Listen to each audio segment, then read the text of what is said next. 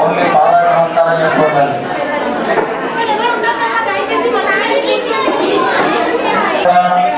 పాదాన్ని తాకి నమస్కారం చేసుకోవాలి. ఎవరు కూడా వస్త్రాలు కానీ గడ్డము సునీతారామరెడ్డి గారు చేస్తున్నారు. మరి కొంతసేపట్లో అమ్మ యొక్క ప్రసంగ కార్యక్రమం ఉంటుంది. అదేవిధంగా గురు చెప్పేటువంటి అన్ని కూడా విని బాబారి క్రీడాఫీసు పొందాలని మనవి.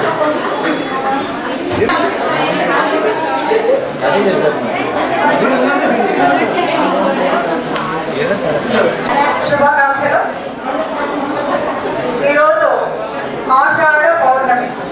ఈరోజు మనం దాదాపు ఒక హైందవ జాతిలో ఉన్న ప్రతి ఒక్కరు కూడా గురు పూజను జరుపుకోవడం అనేది ఆనవాయితీ.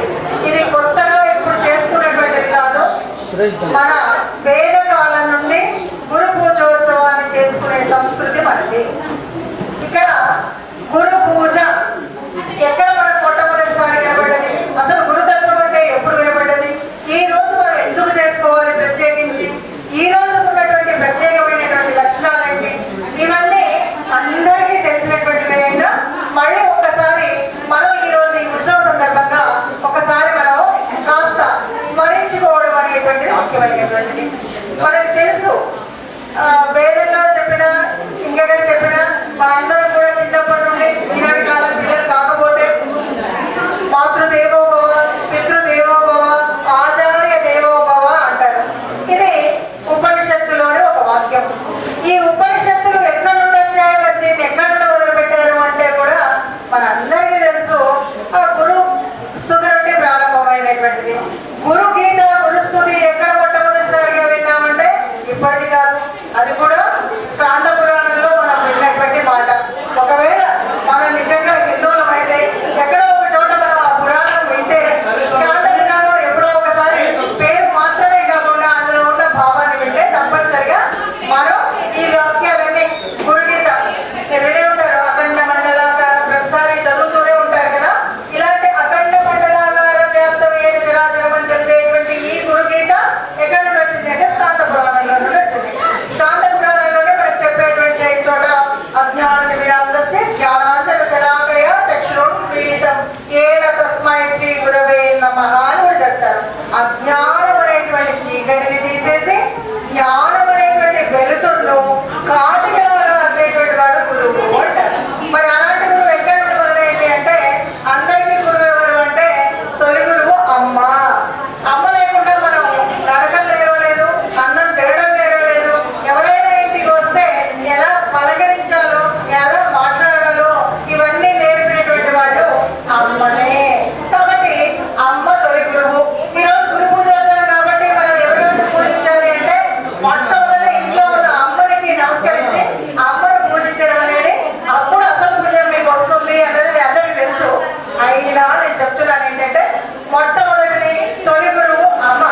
అమ్మ పాదాలకు నమస్కరించితే అమ్మ ఆశీస్సులు మనకు దొరికితే అంతకంటే గొప్పదైనటువంటిది లేదు. ఇక మలి గురువు ఎవరు అంటే ఎంతసేపు మన భోగ భాగ్యాలనే కాదు, జీవితంలో ఎంత ఎత్తుకు ఎదిగి ఎంత ఉన్నతంగా ఉండాలి అని పసినాటి నుండి అహర్నిశలు శ్రమపడే నాన్న రెండవ గురువు. కాబట్టి మాతృదేవో భవ అనగానే పితృదేవో భవ అన్న మన యొక్క క్షేమాన్ని, మన యొక్క అభివృద్ధిని, మన యొక్క ఉన్నతిని కోరుకునేటువంటి మహనీయుడు ఎవరు అంటే నాన్నను మించినటువంటి దైవం లేడు, నాన్నను మించినటువంటి గురువు లేడు. కాబట్టి ఆ గురు స్థానంలో రెండవ స్థానంలో నాన్నను పెడతాం. మరి నాన్నకు కూడా నమస్కరించాలి. అమ్మా నాన్న ఉన్న వాళ్ళిద్దరు కూడా ఉదయాన్నే అమ్మా నాన్నను పక్క పక్క నిల్చోబెట్టి పాదాలకు నమస్కరించుకుంటే అంతకంటే పుణ్యం ఇంకొకటి ఉండాలి. ఇక మూడవది అసలు గురువు. ఏ గురువు అంటే చిన్నప్పుడు చదువు చెప్పిన వాడు గురువే, ఒక లోక జ్ఞానాన్ని ఇచ్చిన వాళ్ళు గురువే, ఆ అద్భుతమైనటువంటి అపరజ్ఞానాన్ని ఇచ్చినటువంటి వాళ్ళు గురువులే. మరి ఈ గురువులు ఎంతసేపు ఏం చెప్తున్నారు? ఆ జ్ఞానాన్ని వదిలేయండి, జ్ఞానాన్ని మీరు తెచ్చుకోండి, ఈ జ్ఞానంతో మీరు ఉండండి. అందుకే కదా మనం చెప్తున్నాం గురు బ్రహ్మ, గురు విష్ణు, గురుదేవో మహేశ్వర అని మనం కోరుకున్నాం. మనకి ఆ స్వామిని ప్రార్థిస్తున్నాం. గురువుని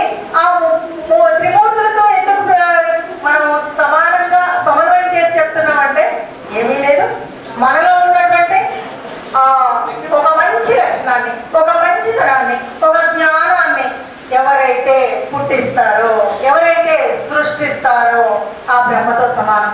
బ్రహ్మ ఎలాగైతే సృష్టిని సృష్టిస్తాడో ఒక గురువు తన శిష్యుల్లో అలాంటి మంచి లక్షణాలు, సద్గుణాలని, జ్ఞానాన్ని పుట్టించడం అనేటువంటి ఒక క్రియేటర్ చేసే పని బ్రహ్మ చేస్తాడు. కాబట్టి ఈయన బ్రహ్మతో సమానం. తర్వాత ఆ మంచిని మనలో ఎప్పుడూ నిలుపుకోవడం కోసం ఈనాడు ఉన్నటువంటి స్కూల్ టీచర్స్ అవ్వనివ్వండి, లేదా మనం ఎక్కడైనా మంత్ర దీక్ష తీసుకున్న గురువులు అవ్వనివ్వండి, పీఠాధిపతులు అవ్వనివ్వండి, వీళ్ళంతా కూడా ఆ జ్ఞానాన్ని సంరక్షించుకోవడం కోసం నిరంతరం వాళ్ళు ఆలోచన చేస్తారు. మనం ఏదైతే జ్ఞానాన్ని నేర్చుకున్నామో ఆ జ్ఞానాన్ని మరిచిపోకుండా నిరంతరం మన దగ్గర పెట్టుకొని ఇది మంచి, ఇది చెడు, నేను ఈ మంచినే చేయాలి, ఈ సత్యాన్ని పలకాలి, పెద్దల్ని గౌరవించాలి, దేశం అంటే ప్రేమ ఉండాలి, ధర్మం అంటే అనురక్తి ఉండాలి. ఇవన్నీ నేర్పించేది ఎవరు? ఇవన్నీ గురువే చెప్తాడు, లేదా గురువు మార్గంలో మనం నడిస్తే తెలుస్తుంది. కాబట్టి గురువు అనేటువంటి వాడు ఆ త్రిమూర్తులతో సమానం. అలా మంచిని రక్షించి ఆ తర్వాత ఇన్ని చేసిన మన బుద్ధి, కలియుగ బుద్ధి, మనం ఏదైనా కొంచెం అటు ఇటుగా ఉన్నా, ఇంకేదైనా చేయకూడని పనులు చేసినా, దుష్టులతో స్నేహం చేసినా, దుర్మార్గులతో కలయిగా ఉన్నా, ఇలాంటప్పుడు మన బుద్ధి 10 వంకర్లు వెళ్తుంది. కాబట్టి అలా ఉన్నప్పుడు ఆ లయకారకుడైనటువంటి మహేశ్వరుడు ఏం చేస్తాడో గురువు కూడా అలాంటి చెడును తీసేయడం కోసం చేసేటువంటిదే ఈ లయత్వం. అందువల్ల గురువు అనగానే మనకి ఈ ముమ్మూర్తుల ఆ మూర్తుల యొక్క సంగమం కనిపిస్తుంది. అందుకనే గురువును పూజించాలి. సరే, గురువును మనం ఎప్పుడైనా పూజించవచ్చా, ప్రత్యేకంగా ఒకరోజు పూజించవచ్చా అంటే, ఈ రోజు ఆషాఢ మాసం, ఆషాఢ పూర్ణిమ అనగానే గురు పూజోత్సవం ఇది అందరం చేస్తాం. ఎక్కడ ఏ చోటైనా గురుమూర్తిని గురు రూపంలో ఉన్న దేవతామూర్తులైనా, లేదా మనకు జ్ఞానవంతులు చేసిన గురువులైనా, లేదా ఎవరు దొరకకపోతే ఎప్పుడో ఒకప్పుడు చిన్నగా మనకు ఒక మార్గదర్శనం చేసిన గురువైనా, ఎవరైనా పెద్దలైనా, అమ్మ నాన్నైనా, వీళ్ళని మనం గౌరవించుకోవడం, సన్మానం చేసుకోవడం ఈ రోజు మనం గురు పూజ చేయవలసినటువంటి మొట్టమొదటి. ఎందుకంటే గురు పూజ చేసాం, ఈ రోజైతే పొద్దున్నే తలస్నానం చేసాం, గుడికి వెళ్ళాం, కాస్త నేను అర్చన చేయించుకున్నా, నేను ఒక్కదాన్నే ఆ పరమాత్మ యొక్క పాదాలను పట్టుకున్నా, నేను చాలా దగ్గరగా పట్టుకున్నా, నాకు వచ్చిన పుణ్యం ఎవరికి రాదంటే ఆ గురువే ఒప్పుకోడు. ఎప్పుడు ఒప్పుకుంటాడయ్యా అంటే, నీకు ఆ గురువు ఇచ్చినటువంటి సందేశంలోని సంస్కారాల్ని మనం వేరొకరికి అందించినప్పుడు మాత్రమే.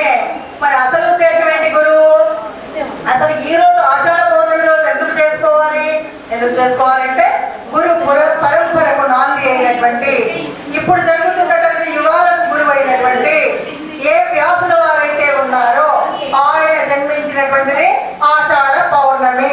ఆషాఢ పౌర్ణమి రోజు పుట్టినటువంటి కృష్ణ ద్వైపాయనుడు ఎవరైతే ఉన్నాడో ఆయన్ని వ్యాసుడు అన్నాడు. ఎందుకు వ్యాసుడు అన్నామంటే, వ్యాసము అంటే ఏర్పాటు చేయడం, విభజించడం. మనకు తెలుసు, ఒక వృత్తాన్ని గీసి మధ్యలో రాస్తే వ్యాసం అంటుంటారు కదా గీత. ఆ గీత ఏంటంటే కలగా పులకంగా ఉండి, ఎవరికి అర్థం కానటువంటి, అంత కుప్పగా రాసిపోసినటువంటి వేదాలని చక్కగా విభజించి ఏ వేదానికి ఏ రకమైన భావం రావాలి అని వాటన్నింటినీ చతుర్వేదాలుగా విభజించినటువంటి వాడు కనుక వ్యాసుడికి మనం పూజ చేయాలి. ఆయన పుట్టినరోజు కనుక ఆయన్ని స్మరించాలి. ఏం చేశారు? అందరూ స్మరించారు అంటే, అవునండి పొద్దున్నే వ్యవసాయ విష్ణు రూపాయ రూపాయ విష్ణు అని పొద్దున్నే దండం పెట్టుకున్నాం. సరిపోయిందా? ఈరోజు పుణ్యం వచ్చిందా? అస్సలు రాదని నేను చెప్పలేదు, ఆయనే చెప్పారు. ఎక్కడ చెప్పారు? మా సాక్ష్యం ఏంటి అంటే మీరు అడగండి. ఎందుకంటే ఆయన చతుర్వేదాలు, అష్టాదశ పురాణాలు, ఉప పురాణాలు, మహాభారతాన్ని రాసిన తర్వాత, అయ్యా ఇన్ని రాశావు కదా, ఇన్నింటిలోని అసలు సారం ఏంటి అని అడిగారంట అప్పట్లో. అడిగితే పరోపకారాయ పుణ్యాయ పరపీడనాయ పాపాయ అన్నారు. వీటన్నిటి అర్థం ఒకటేనయ్యా, మీరు పరులకు ఉపకారం చేయడమే పుణ్యం, పరులకు ఏదైనా నష్టం చేయాలని చూస్తే అదే పాపం, ఆ రెండు లేకుండా చేస్తే చాలు అన్నారట. ఇది గురువు గారు ఇచ్చేటువంటి సందేశం.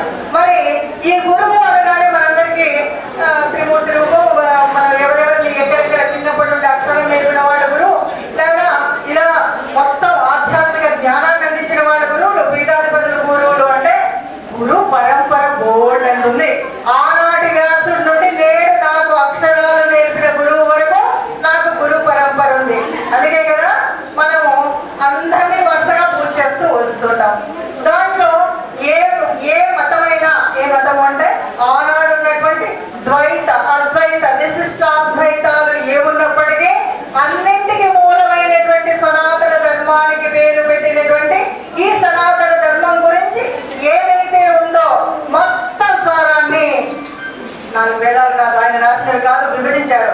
కానీ అష్టాదశ పురాణాలు, ఉప పురాణాలు, ఉపనిషత్తులు, మహాభారతం వీటిలో ఉన్నదే తప్ప ఈ రోజు కూడా మీరు ఏదైనా చూస్తే ఇక్కడ ఏది జరుగుతుందో అది మహాభారతంలో ఉన్నట్టే, ఇక్కడ ఏదైనా జరగలేదంటే అది మహాభారతంలో లేనట్టే.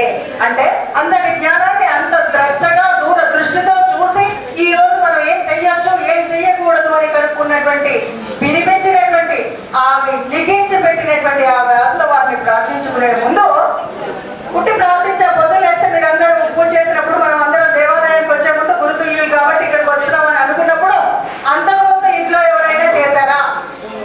గుడికెళ్ళకి ఇంట్లో పూజ చేసిన ఎందుకు మళ్ళీ ఒక దండగా అదేదో ఆ సమయం కూడా అక్కడే అనుకోవచ్చు, సంతోషం ఏదేమైనా. ఎందుకంటే ఒక గుడి ఆలయము ప్రాంగణము అంటే ఆ ప్రాంగణంలో కాస్త పాజిటివ్ ఎనర్జీ చాలా బాగుంటుంది, ఆ పాజిటివ్ శక్తి ఉంటుంది కాబట్టి గుళ్ళో కూర్చోవడమే శ్రేష్టం.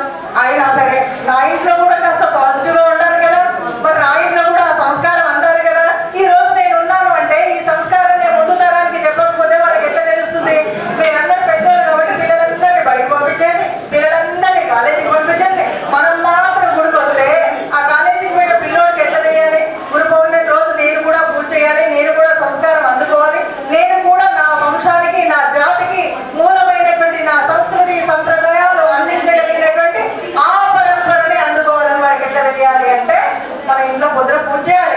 పేరుకు వ్యాసుడి పటం పెట్టినా వ్యాసపీఠం పెట్టినా అక్కడ ఓ పురాణం ఇంట్లో ఉంటాయి అమ్మ పురాణాలు. ఏదో మనం చిన్నప్పుడే చెప్పుకున్నాం అందరూ బుక్కిడి పురాణాలని పక్క మతం కూడా అన్నా కూడా పట్టించుకోకుండా ఉన్నాం. బుక్కిడి పురాణాలు అన్నారు కదా, పురాణం ఎవరి ఇంట్లో ఉంటది అని మనకి డౌట్ వస్తుంది. కానీ పురాణాలు లేకపోతే మన ఇల్లే కాదు అన్నది నేనైతే చెప్తాను. పురాణం అనేది నిజంగా బుక్కిడి పురాణం అని ఎందుకంటారంటే ఇక్కడ ఉన్న పెద్దోళ్ళు ఎవరైనా ఉంటే చెప్పాలి. ఏం లేదు, పురాణంలో ఉన్న సర్వ విషయాలు మీ పుక్కిడిలో పట్టుకొని ఉండాలి. ఏ పెద్దవాడు కానీ ఏ పసిపిల్లవాడు కానీ ఏదైనా అడిగితే ఇదిరా దాని కథ, ఇదిరా దాని అంతరార్థం, ఇదిరా అర్థం అని చెప్పేలాగా వాళ్ళ నోట్లో ఉండడం కోసం దానికి వచ్చినటువంటి వాక్యం పుక్కిడి పురాణం. పుక్కిడి పురాణం అంటే ఈ రోజు మనం చెప్తున్నట్టు అబద్ధాలు అని కాదు, మనము అన్నిటికీ అర్థాలను విపరీత అర్థాలుగా చేసి చూపెట్టేటువంటి ఒక సినిమా ప్రపంచంలోకి వెళితే వాడు గురువుని అరే గురువు అంటాడు. వాడు ప్రతి వాక్యాన్ని వ్యతిరేకించి మాట్లాడినా మన ఒంట్లో రక్తం మరగదు. ఎందుకంటే మనం హిందూ జాతి కదా, మనం హిందువులం కాబట్టి ఎప్పుడేమన్నా ఓ బండేసి కొట్టినా ఏం చేసినా చెల్లలేదు జాతి. చాలా ఓపికగా ఉన్న జాతి ఏంటంటే హిందూ జాతి. కానీ అది కాదు, ఎప్పటికప్పుడు నీ ధర్మాన్ని, నీ సంస్కృతిని, నీ సంస్కారాన్ని, నీ గ్రంథాలని బతికించుకోవడం కోసం, అందులో ఉన్నటువంటి ఆ ధర్మ సూక్తుల్ని తెలుసుకోవడం కోసం మనం మన గ్రంథాలని చదవాలి. మనం ఇంకొచ్చి పెట్టుకుంటామన్నా మనం ఏమన్నా లాయర్లమా కాస్తంత ఆ పుస్తకాలు తెచ్చుకొని చదివితే మనకి ఫీజు రావడానికి అనేటువంటి వాళ్ళు ఉన్నారు. కనీసం గ్రంథాలయాలకు వెళ్ళి చదువుతున్నామా? లేదు. గ్రంథాలయంలో చదవకపోయినప్పటికీ పర్వాలేదు, మనకున్న జ్ఞానాన్ని పెద్దల ద్వారా విన్నప్పుడు దాన్ని 10 మందికి పంచుతున్నామా లేదా? అది మనం చేయవలసినటువంటిది. మనం ఎంతటి అభివృద్ధిని కాంక్షించినా, ఎంతటి సంస్కృతిని కోరుకున్నా, ఎప్పుడైతే మన సంస్కృతిలోని సంస్కారాలను అందించేటువంటి ఆ గ్రంథరాజాలని మర్చిపోతే, ఆ పురాణాలను మర్చిపోతే, ఆ వేదవాక్యాలను మర్చిపోతే మన సంస్కృతి పూర్తిగా రోజు రోజుకు దిగజారుతుంది. ఇప్పటికే పెద్దవాళ్ళు తప్ప చిన్నపిల్లలు ఎవరు పూజ చేయలేనటువంటి స్థితిలో ఉన్నారు. పూజ అంటే అది పెద్దవాళ్ళ కోసం మాత్రమే అంటే పండుగ రోజు కూడా ఇలాంటి పరిస్థితే కనిపిస్తుంది. కాబట్టి మనం పండుగల్లో ఏం చేసుకోవాలంటే నా జాతిని, నా సంస్కృతిని, నా గ్రంథాలని వీటిని రక్షించుకునే ప్రయత్నం ఏ పండుగనైనా చేసుకోవాలి. ఇదే వ్యాసుల వారు చెప్పారు. ఏ ఆశలు ఉంటాయేమో, గురువులు అంటే పరిత్యాగులు కదా అనుకుంటున్నారేమో. గురువుకు ఒక ఆశ ఉంటుంది. మరి వ్యాసుల వారి ఆశ ఏంటి? ఆశయం ఏంటంటే ఈ జగత్తు ఉన్న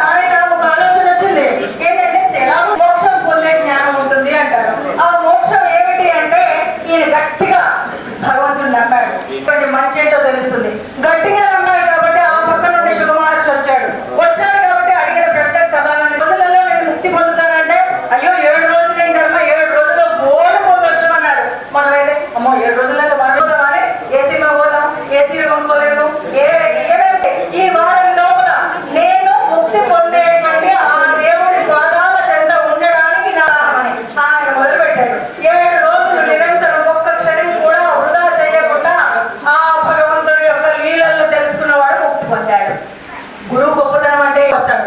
భగవంతుడు కనుక మనకు అందాలి, భగవంతుడు మనకు కనబడాలి అంటే దానికి మధ్యలో ఉండే వారిని గురువు. గురువుని ఎవరు పంపించారు? భగవంతుడే పంపించాడు. కాబట్టి నమ్మాల్సింది ఎవరిని? భగవంతుడిని నమ్మితే గురువును మనకి పంపిస్తే ఆ గురువు మనకు జ్ఞానం ఇస్తే ఆ జ్ఞానం మనం ఆ జ్ఞానంతో నిత్యం పైడ వెళ్తాం. ఆ జ్ఞానంతో మనకు ఇది నాకే కావాలి, ఇది నేనే పడే దాంట్లో ఇప్పుడు ప్రస్తుత కాలానికి అనేకులకు మంది గురువులు ఉంటారు. గురువులు ఎప్పుడూ మంచి మాటలే చెప్తారు. ఈరోజు అన్ని పాఠశాలలో గురు పూజోత్సవం కూడా చేసుకుంటున్నారు ఈ మధ్య కాలంలో. మొన్నటి వరకు టీచర్స్ డే ఉంది కానీ ఈ మధ్య కాలంలో ఆషాఢ పౌర్ణమి గురు పౌర్ణమిగా కూడా చేసుకుంటున్నాం. ఎందుకంటే మంచి మార్గంలో వెళ్ళాలి కాబట్టి. స్కూల్లో చేయడం ఎందుకు అంటే పసిపిల్లలు రేపటి భవిత కాబట్టి. మనం ఏమి చేసినా రేపటికి కాలం పోయే కాలమే కానీ వచ్చే కాలం కాదు కాబట్టి రేపటి ఎదిగే పిల్లలకు ఆకాశంగా చెబితే కొంచెం మంచిగా ఉంటుంది కాబట్టి చేస్తున్నారు. కానీ ప్రస్తుతం మనకు ఆనాటి కాలంలాగా చుట్టుపక్కల ఎవడో రాక్షసుడు ఉన్నాడు, ఆ రాక్షసుడు మన సంస్కృతిని కాపాడలేదు అనేటువంటి రాక్షసులు ఉన్నారంటే ఆనాటి రాక్షసులు కోరలు మీసాలు ఇంకేమో ఉండొచ్చు. ఈరోజు కొమ్మలు కోరలు ఉన్న రాక్షసులు లేకపోవచ్చు. కానీ అనేక మంది రాక్షసులు ఇక్కడ కూడా కనబడుతుంటారు. వేషం మళ్ళాగే ఉంటుంది కానీ రాక్షసత్వం ఉంటుంది. ఇది ఒకటేనా అంటే మనం చూసినాం 4 ఏళ్ల కిందనే కరోనా వచ్చినప్పుడు అదొక రాక్షసి. ఆ రాక్షసి వచ్చింది, ప్రాణాలన్నీ తీసుకొని పోయింది. మరి అలాగే అనేక రకాల రాక్షసులు ఉన్నారు. అందులో మొట్టమొదటి కాలుష్యం అనే రాక్షసు. ఈ కాలుష్యం అనే రాక్షసిని సంహరించడానికి కూడా మనకి ఇది ఎక్కడుందమ్మా పురాణాలలో మీరు ఊరికే చెప్తున్నారని అనకండి. గట్టిగా ఇంటికి వెళ్ళి చూడండి. మనం ఏం చేస్తాం?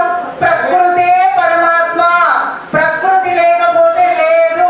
నేను నా గంగా మాతను పూజిస్తాను, పొద్దున్న లేస్తే నా తులసి మాతకు దీపం పెడతాను, నేను ప్రతి శ్రావణ మాసంలో చెట్టుకు పూజ చేస్తాను, కార్తీకంలో ఉసిరి చెట్టుకు పెళ్లి చేస్తాను. ఇవన్నీ ఎక్కడి నుండి వచ్చాయి? ప్రకృతిని పరిరక్షించమని. కార్తీకంలో ప్రతినిత్యం స్నానం చెయ్యాలి అంటే నది నిర్మలంగా ఉండాలా వద్దా? నది నిర్మలంగా ఉండాలంటే మనం కాలుష్యం చేయకుండా ఉంటేనే కదా అయ్యేది. అప్పటిలాగా తక్కువ లేము, జనాభా ఎక్కువ ఉంది, మనకు బద్ధకం మరీ ఎక్కువ ఉంది. ఇలాంటి సమయంలో ఎక్కడ చూస్తే అక్కడ రేపటి పిల్లలకు ఆహారం కూడా దొరకకుండా చేస్తున్న కాలుష్యాన్ని నివారణ చేయడం అనేది ఇప్పుడు మన గురువులు చెప్పిన మాట. అదేంటి అట్లెట్లా అని అనుకున్నారనుకోండి, అవును కదా. మీరు ఇప్పుడు అక్కడి నుండి వచ్చి ఇక్కడికి వచ్చేసరికి కొబ్బరికాయలు కొట్టే చోట ఇచ్చే ప్లాస్టిక్ కవర్ నుండి ఈ రోజు సంగతి చూస్తే మనము సాయంత్రం వరకు ఎంత ప్లాస్టిక్ మన ఇంటికి పోగు చేసుకొని వెళ్తున్నాం. ఆ తీసుకువెళ్ళిన దాన్ని ఎక్కడ వేస్తున్నాం? మంట పెట్టి కాలుస్తే వాతావరణం అంతా కాలుష్యం.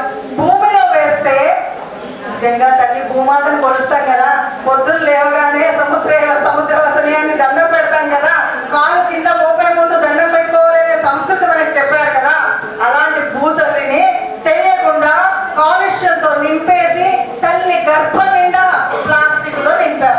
ఎందుకు ప్లాస్టిక్ లో నింపామంటే అందరికి తెలుసు, శ్రావణ మాసంలో వరలక్ష్మి వ్రతం చేసుకుంటారు, శనగలన్నీ వెళ్ళిస్తారమ్మా, ప్లాస్టిక్ డబ్బాలు మరీ కొనుక్కొచ్చిస్తారు. ఇక పెళ్ళయింది, పేరెంటమైంది, రిటర్న్ గిఫ్ట్స్ ఇవ్వాలని కోరిక ఎక్కువ.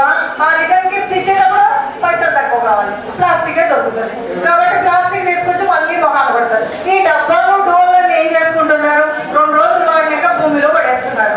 ఇది ఎవరి కాలుష్యం? ఎవరి కాలుష్యం అంటే ఏ భూమిలో అయితే కనీసం పంట పండితే ఇప్పటికే మనము రకరకాలైనటువంటి విష తుల్యమైనటువంటి మందులను కొట్టిస్తూ పండునిస్తున్నటువంటి ఈ ఆహారం కూడా పండకుండా పోతుంది. అలా కాదమ్మా, నేను భూమిలో ఎక్కడేస్తున్నా, మాది హైదరాబాద్ నగరం, ఎటు చూసిన రోడ్లే అంటే ఈ రోడ్ల మీద తింటున్నటువంటిది ఏంటిగా ప్లాస్టిక్ కవర్లు? గోమాతలు. మరి పొద్దున్న లేస్తే పూజ చేసి నేను హిందువునంటే సర్వదేవతాన్ని లేవైనటువంటి నీ గోమాత నువ్వు చంపుతున్న పాపం రాదా? గోహత్య పాపం ఎంత పాపమో తెలుసా మీకు ఎవరికైనా? రాముడికి తెలుసు. అందుకే రామేశ్వరంలో అక్కడ ఆయన 12 నదులు ఎన్నో ఉన్నాయి కదా, వాటిలో స్నానాలు చేసి ఆ తర్వాత అక్కడ రామేశ్వర స్వామిని ప్రతిష్ఠించారట. ఎందుకు? గోహత్య పాపం ఉండకుండా. మరి ఇప్పుడు తల ఏదంటే చుట్టిలా పాపం తల పిడికలన్నట్టు మీ అందరి పాపం అందులో మూడగట్టుకుంటున్నామా లేదా? కాబట్టి మనం ఏం చేయాలి? ప్లాస్టిక్లు అనేది మాయం చేయాలి. మాయం ఎట్లా చేస్తాం? ఇంతమంది స్త్రీమూర్తులు ఎవరింట్లో వాళ్ళు ఒక బట్టతో పంచుకొట్టుకుంటే షాపుకు పోతామా? పోతాం. కానీ మనం ఆ పని చేయము. ఎందుకంటే వెళ్ళేటప్పుడు మనం బిజీ కాబట్టి మన అందరం ఎప్పటికప్పుడు పోయి అరే ప్లాస్టిక్ కవర్ లేదా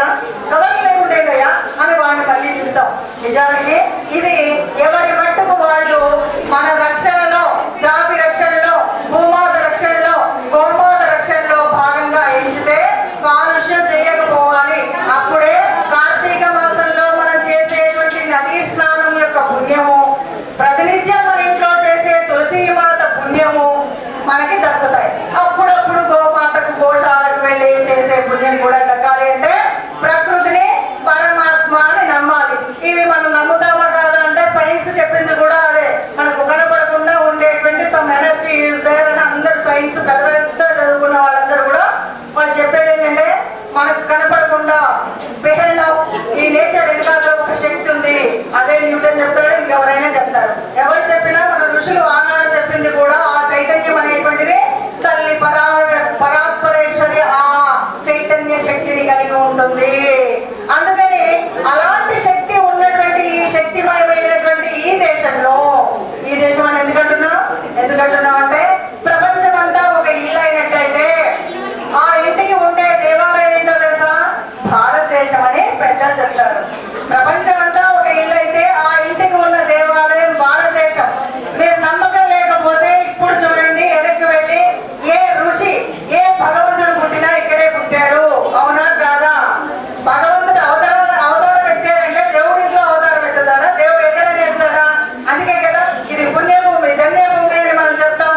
ఈ పుణ్యభూమి ధన్యభూమి ఋషులు నడయాడినటువంటి భూమి హిందూ భూమి ఏదైతే ఉందో ఇక్కడ మనంగా మిగలాలి అంటే మన ధర్మాన్ని పాటించేటప్పుడు తెలిసి కానీ తెలియక కానీ చేస్తున్నటువంటి కొన్ని విచ్ఛిన్నకరణమైనటువంటి పనులు ఉంటాయి. ఆ పనులు మానేయాలి.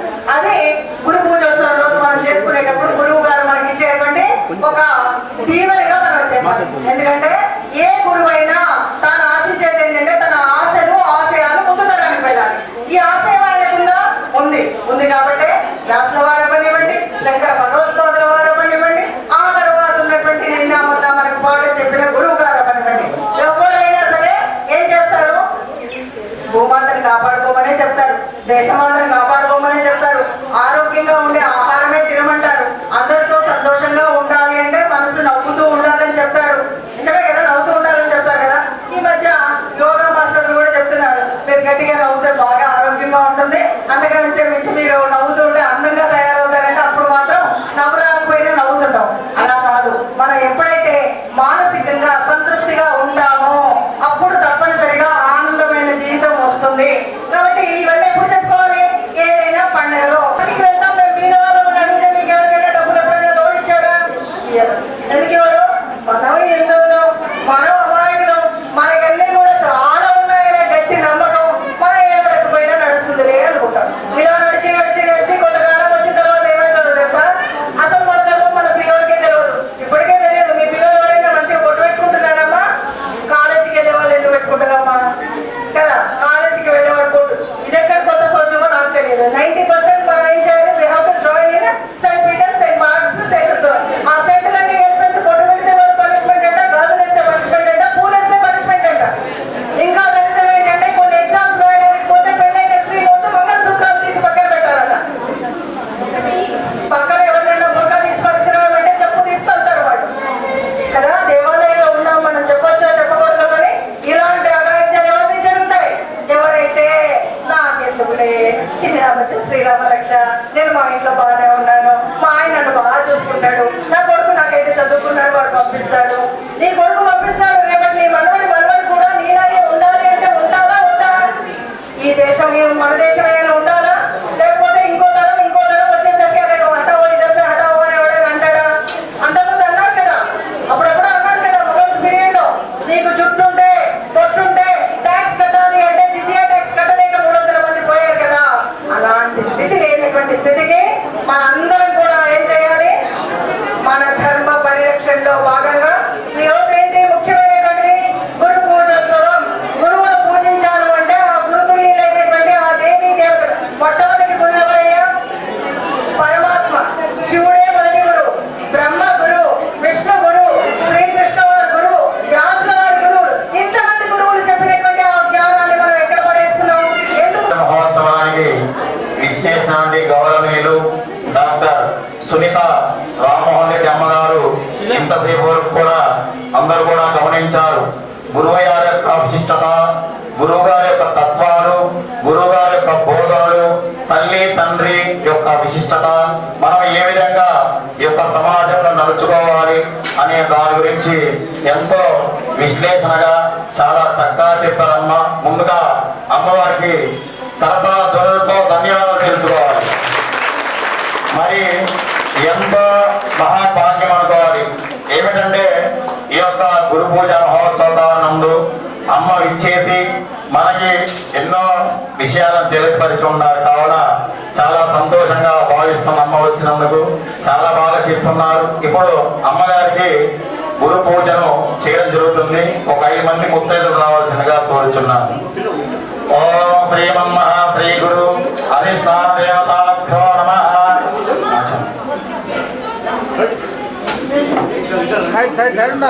విష్ణుః గురుర్దేవో మహేశ్వరః గురు సాక్షాత్ పరం బ్రహ్మ తస్మై శ్రీ గురవే నమః.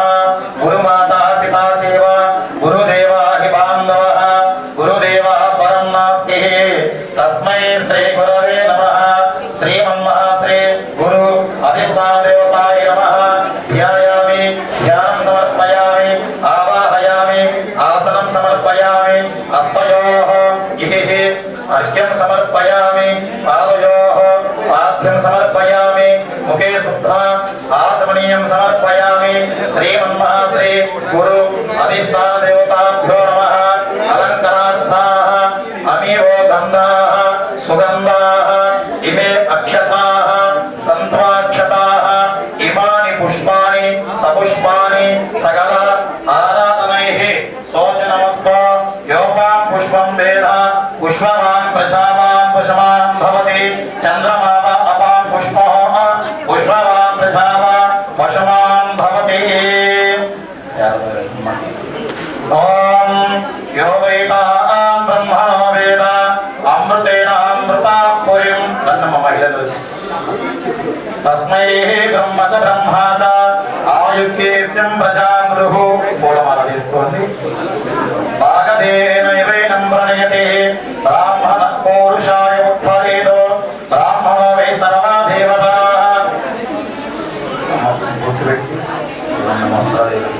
ఓం సుమంగళేయం ఘోరిమాగం సమేత పశ్యత సౌభాగ్యమస్మై రత్వా యాథాస్తం విపరీతనః. మరి ఈ గురు పూజ కార్యక్రమంలో అమ్మని అమృతాస్మారుతేన మిత్రావరుణో సచేదే. శ్రీమన్మహాశ్రీ గురుదేవతాభ్యో నమో నమః.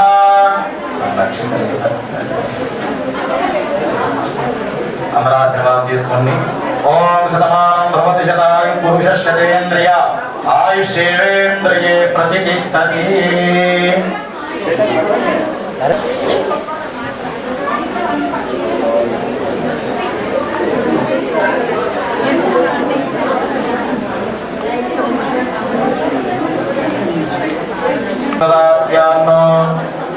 విద్యాబుద్ధులు నేర్పటి వాళ్ళందరూ కూడా గురువులే. అందరు కూడా నమస్కారం చేసుకున్న గురుదేవులకు.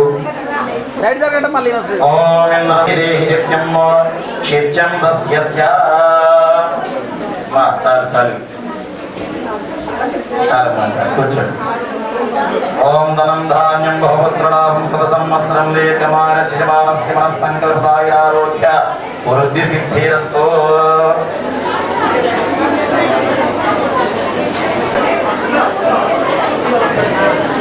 మరికొద్ది క్షణములలో బాబా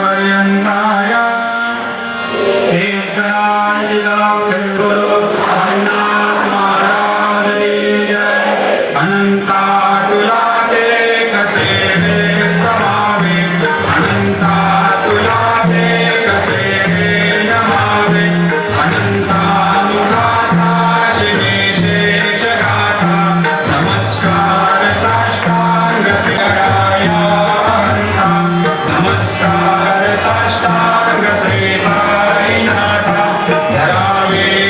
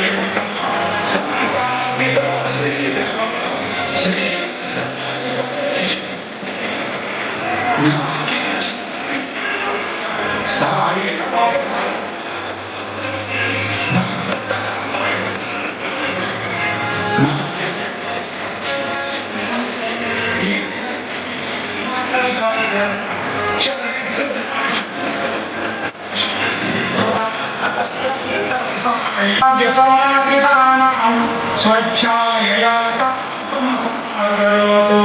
उपासना